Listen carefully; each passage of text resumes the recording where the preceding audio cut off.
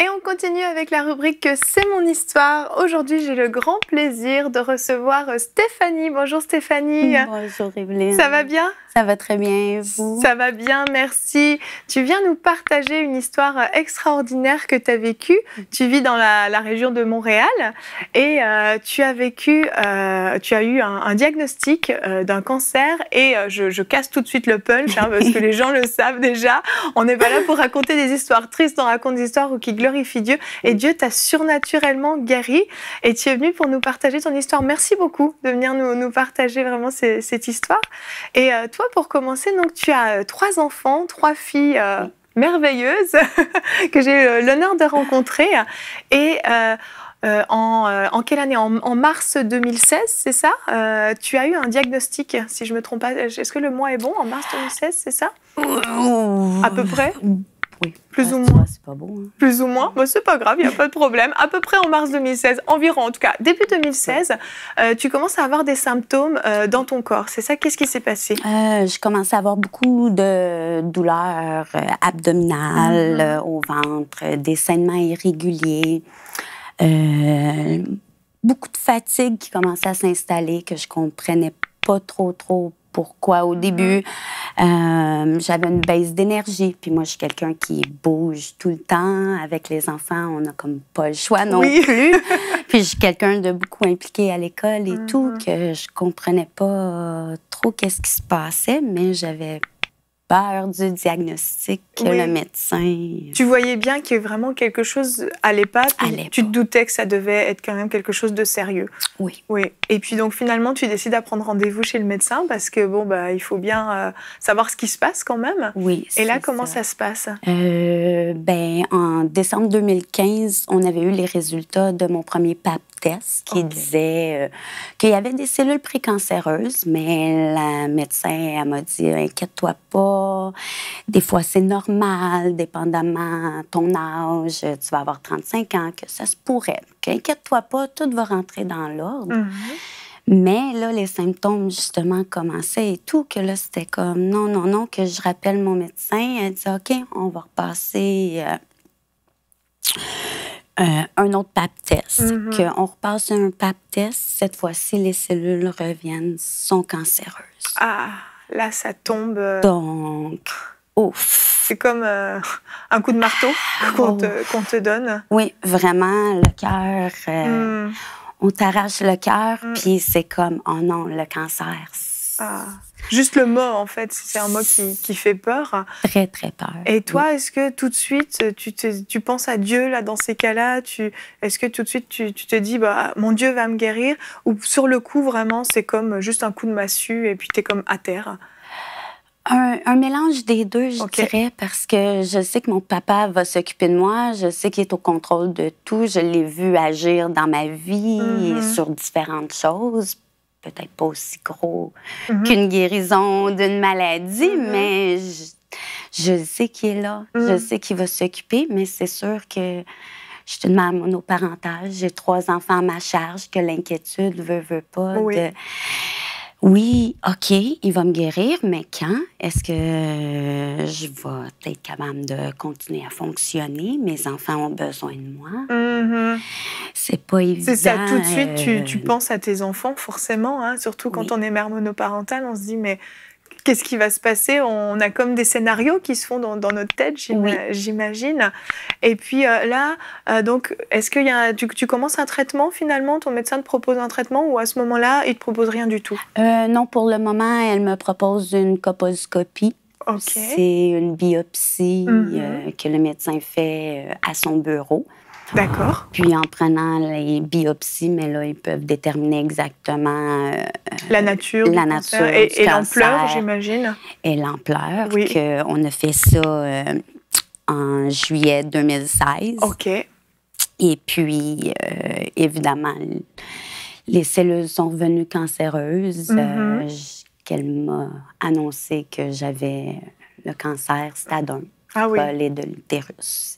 C'était confirmé. C'était confirmé, il n'y a plus de doute là. Plus de doute. Et qu'elle m'explique que la prochaine étape, ça s'appelle la LEAP procedure. C'est comme un curetage, mais à profondeur pour aller ôter toutes les cellules cancéreuses. OK. Remettre à l'état normal le plus possible. Et puis, si ça fonctionne pas, mais après ça, il y a... On enlève tout, c'est carrément ablation de la matrice, etc. Au complet, oui. Ouais. Et à ce moment-là, toi, tu essayes de maintenir un rythme de vie normal. On peut voir quelques photos de toi à ce moment-là. On voit quand même que tu continues à travailler malgré tout avec les enfants, donc qui demandent beaucoup d'efforts parce que c'est ça, toi, tu travailles à l'école avec des enfants parfois à difficulté en plus, donc c'est pas tout léger. Et tu as tes 3 filles à la maison. Comment tu fais pour gérer au quotidien? Et on peut voir une autre image où on te voit quand même très affaiblie sur ton canapé. Voilà, on te voit très fatiguée. Toi, ton quotidien, c'était la fatigue, aucune énergie, aucune force. C'est ça? Comment tu gérais le quotidien? Par la grâce de Dieu, parce que aujourd'hui, je regarde, je recule et je me dis comment j'ai pu tout faire. Ces choses-là, les activités à l'école, être quand même présente pour mes enfants le plus possible. C'est sûr que ça a été très difficile. Il y a des moments, j'étais dans le sofa toute la journée, plus capable de fonctionner. Aucune énergie. Mais aucune énergie, parce qu'il faut savoir aussi qu'avec les saignements, je faisais de l'anémie sévère.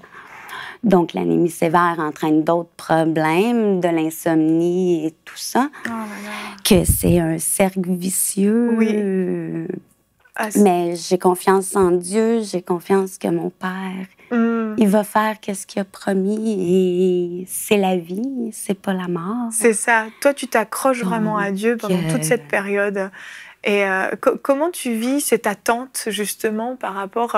tu sais, Dieu va intervenir, mais il y a le quand, hein, on ne le sait pas. Comment tu vis cette attente? Est-ce qu'il y a des moments où tu te dis, mais est-ce que Dieu m'entend vraiment? Est-ce que tu es convaincue, il n'y a pas de doute en toi?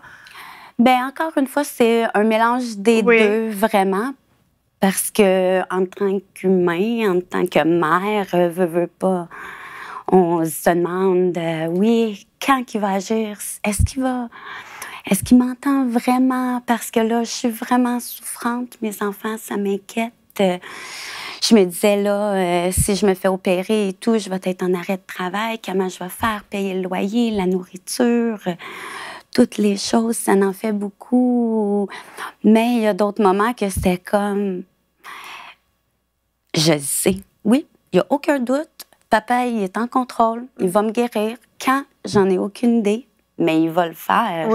Il n'y a aucun doute que c'est vraiment... C'est comme entre deux, c'est ça, tu es un peu en lutte, j'imagine, en fonction des jours, en fonction de ce que tu vis.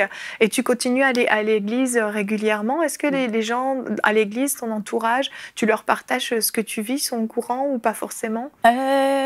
Par après, oui, j'en ai parlé à quelques-unes parce que c'était lourd un peu à porter toute seule. J'imagine. Mais moi, je voulais pas que les gens le sachent parce que je voulais pas avoir de sympathie ou de pitié ou de regardez, elle est toute seule avec ses 3 enfants-là, elle a le cancer, la vie. Moi, je voulais pas que les gens le sachent parce que moi, je suis quelqu'un qui bouge, qui sourit, qui aime la vie, Je voulais pas qu'ils sachent que... Tu voulais pas abîmer comme le témoignage que les gens pouvaient avoir de toi, un peu. Est-ce qu'il y a un peu une honte d'être malade? Est-ce que tu te sens un peu... Ou c'est pas ça? Hein? Non, c'était pas vraiment une honte. C'était plus... Je suis une femme forte. OK. Je suis... Une battante et puis... Oui. Tu voulais pas, c'est ça qui est comme un apitoiement sur toi et une pitié, en fait, de la part des gens. Hein. C'est ça. Mais quand je leur ai parlé, j'ai vu que c'était vraiment pas ça. Oui, on se fait des idées des fois. Hein. Oui, ils m'ont vraiment pris, puis on a prié, puis on a continué à louer, puis ils m'ont vraiment soutenu, supporté. Ça a vraiment été une autre bénédiction de notre papa qui me disait, regarde, tout va être correct, là. T'es pas toute seule, je t'ai entendu. Ça les gens sont là. Ça soulage vraiment. Oui. Et puis, parallèlement à ça, il y a ta vie de famille, il y a tes filles. On peut voir une photo quand même de tes filles qui t'ont vraiment soutenue. Il y a la photo avec le téléphone, la première, c'est ta fille qui t'a fait ce cadeau, c'est ça? Oui, Mélodie, elle m'a fait un case, pardonnez-moi pour l'anglicisme, pas de problème. Mais pour mon cellulaire. Oui, puis, une couverture de portable pour les amis français. Merci beaucoup. Pas de problème. Puis elle avait inscrit « God loves you » dessus pour me rappeler que Dieu t'aime. Dieu m'aime, puis il servait de eux pour me faire voir qu'il était là. Parce que c'est ça, tes filles, elles sont au Seigneur aussi, et puis elles ont combattu avec toi. Sur l'autre photo qu'on a vue, on voyait des bracelets. C'est ça, ces bracelets, ça représentait quoi? Ça, c'est ma petite dernière Rose qui avait fait des bracelets pour qu'on en ait chacun, pour que notre famille soit jamais séparée. Oh, wow! Ça touche quand même quand on t'offre ce genre de choses, quand tu sais ce que tu es en train de vivre. Tout à fait. Puis, elles avaient conscience de tout ce qui se passait ou tu leur À cette époque-là, non. Okay. Ils ont tout su après mon anniversaire à cause de l'opération et tout ça. Oui. Parce que je voulais pas qu'ils s'inquiètent. Puis, comme j'ai mentionné, je suis toute seule avec eux, que là, s'ils se disent « Oh non, maman ne sera plus là », c'est lourd pour un enfant à porter. Puis moi, en tant que parent, c'est notre responsabilité de protéger. Tu as porté beaucoup cette charge quand même toute seule parce qu'au début, tu n'en as pas trop parlé autour de toi, ni tes filles. C'était Dieu ton confident, en fait. Vraiment, à lui, tu te confiais complètement. Oui. Et elles, comment elles ont vécu quand tu leur as annoncé la nouvelle Oh, ils ont pleuré. Oui, j'imagine. Ils ont eu peur. Qu'est-ce qui va se passer, maman? Tu peux pas partir, c'est juste toi qu'on a. Puis moi, la seule chose, je leur disais, je pars pas, là. C'est juste une bataille de plus dans ma vie. Puis on va se retrousser les manches, puis on va se battre, puis on va avancer. Puis le Seigneur, il va me porter. C'était pas une option, de toute façon, que tu t'en ailles, quoi. Non. Pas une option du tout. Non, parce que mes enfants... C'est ça, tu étais déterminée, tu avais cette motivation de tes enfants, puis tu savais que Dieu est bon, que Dieu allait pas laisser tes filles sans leur mère. Pour toi, c'était pas concevable. Quand on connaît le cœur de Dieu, on sait que... Tu connaissais la volonté de Dieu, tu n'avais pas besoin de te demander est-ce que Dieu veut vraiment me guérir ou pas. Tu le savais, Oui, j'avais cette conviction-là dans mon cœur que mes enfants ne seraient pas orphelins. Oui, puis qu'ils auraient leur mère. Et ça aide vraiment. Que je m'accrochais, oui, parce que c'est Dieu qui a déposé ça dans mon cœur pour me donner la force de continuer. Amen. Yes. Vraiment. Oui. Et on peut voir une autre photo où on te voit à ton anniversaire, t'en as parlé. C'était au mois de janvier, t'es avec une amie. Et c'était très difficile pour toi. On peut voir, tu me disais, au niveau de ton ventre, l'enflure, c'est ça? Oui, l'inflammation à cause du cancer et des saignements aussi. Exactement. Et là, tu t'es forcée à ton anniversaire à quand même fêter ça, mais tu as tout donné, tu me disais. Oui, autant avec les enfants qu'avec mon ami, mais je me disais, surtout pour les enfants, il fallait que ça soit une belle anniversaire. Comme pour bien commencer l'année, pas dire « Oh non, on fête pas, on file pas bien, on est malade. » C'est non, la vie continue, la vie est belle. C'est ça, tu as refusé d'arrêter de vivre, en fait. Tu as refusé de baisser les bras et puis d'être comme passif. Tu t'es dit, allez, on continue, la vie continue, puis Dieu va intervenir. Et puis là, il y a une date d'opération qui est planifiée pour toi. Pour le 27 février. Le 27 février, c'est ça. Et là, un dimanche avant, le grand jour arrive. Tu es à l'église pendant le temps de louange. Et là, qu'est-ce qui se passe? Pendant le temps de louange, Pasteur Hannah, où je vais à Oasis, elle monte sur la scène et elle déclare aujourd'hui que Dieu veut faire des miracles. Il va faire des miracles. Que tous ceux qui ont besoin d'un miracle, de se lever. Que là, c'est comme, Seigneur, tu m'appelles, là, c'est moi. C'est moi. J'ai besoin du miracle. Que je me lève par la foi. Puis, il y a 2 personnes qui viennent prier pour moi pendant la louange. Et, pendant ce temps-là, Dieu m'a touchée. Il est venu, il m'a enveloppée de son amour, de sa chaleur. C'était merveilleux. Puis un enfant dans la salle qui a vu un bol d'eau se déverser sur moi, wow.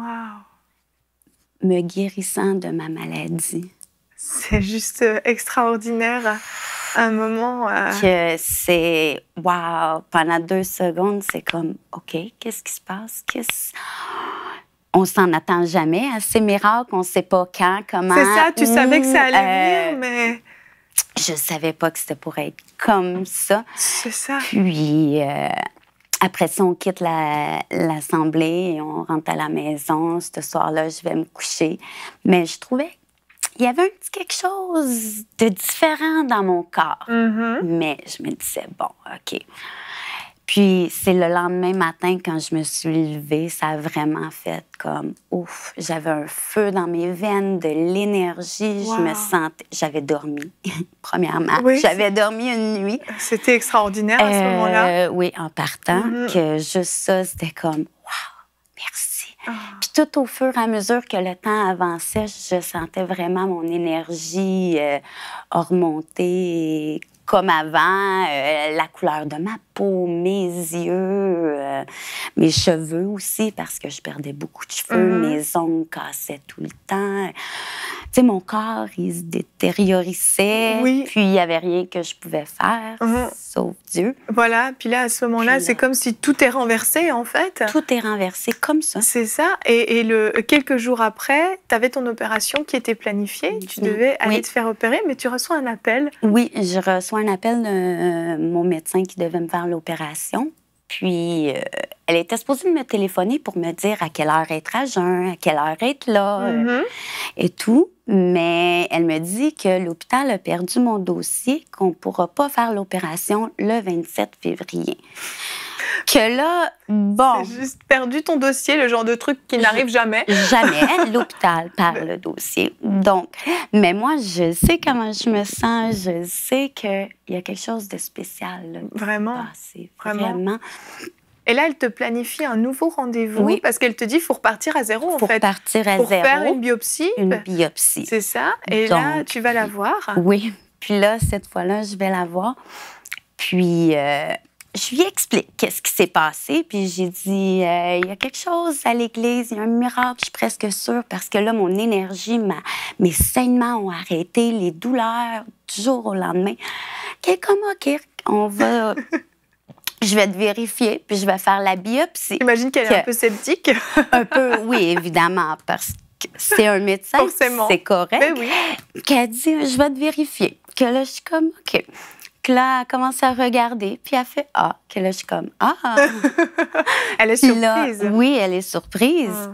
Puis là, elle continue à faire la procédure et tout. Puis je sens pas autant ou à peine de douleur, un petit pincement, mais rien à comparer des autres fois quand j'avais le cancer. C'était vraiment atroce. Et ça fait...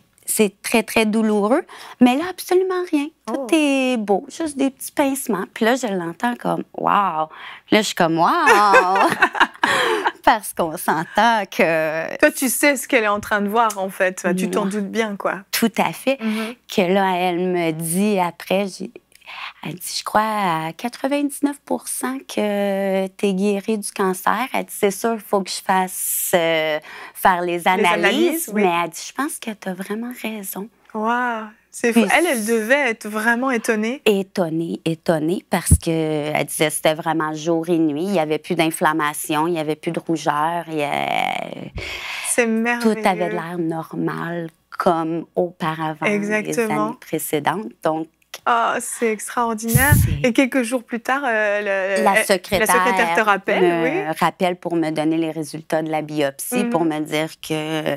Il n'y a plus rien. Il n'y a plus rien, qu'elle n'a jamais vu ça de sa vie, mais j'ai plus de cancer. C'est extraordinaire. Ça a été instantané. Ce que j'aime dans ton histoire, c'est un temps de louange. C'est pas un homme ou une femme de Dieu même qui t'a imposé les mains. C'est un temps de louange à l'église parce que tu es restée attachée à l'église, tu as été obéissante, tu as été fidèle, tu es restée attachée à Dieu. Et puis Dieu s'est manifesté d'une façon tellement simple, mais d'une façon tellement efficace aussi. Et aujourd'hui, te voilà, on peut voir une autre photo, une dernière photo, parce que tu as célébré ça. On te voit la graduation de ta fille à côté qui a fini son secondaire, le primaire, pardon, le primaire. Et puis un voyage à Boston avec ta fille. Avec ma grande pour ses 15 ans, oui. Puis ça, c'est toutes des choses que j'aurais peut-être pas pu profiter si je m'aurais pas accrochée à Dieu puis que j'aurais pas cru en sa promesse. Exactement. Est-ce que pour terminer, tu aimerais dire un mot à des personnes qui passent par quelque chose comme toi, qui sont malades, et les encourager à croire comme tu l'as fait? Bien sûr, merci. J'aimerais vous dire que votre papa est là. Votre papa vous écoute. Puis, je sais, je l'ai profondément dans mon cœur, mais je sais que qu'est-ce qu'il a fait dans ma vie, ça ne s'arrête pas à moi parce que nous sommes tous ses enfants. Puis c'est notre papa et il veut s'occuper de toi. Fais-lui confiance. Oui, tu peux pleurer, tu peux douter, c'est normal, il comprend, mais fais-lui confiance. Il va agir dans ta vie et il attend que ça, de faire des miracles dans la vie de tous. Amen. Donc, gloire à Dieu. Merci Seigneur et continuez. Lâchez pas. Lui, il vous a pas lâché. Amen. Amen. Gloire à Dieu. Vraiment, on glorifie le Seigneur pour ta vie, pour ce qu'il a accompli en toi. Et tu es là, tu es un témoignage vivant de la gloire de Dieu. Et je te remercie vraiment, Stéphanie, d'avoir accepté de venir raconter ton histoire, parce que c'est quelque chose de personnel que tu dévoiles à tous. Merci beaucoup. Et je suis certaine que ton témoignage va pouvoir aider tous ceux qui l'ont entendu.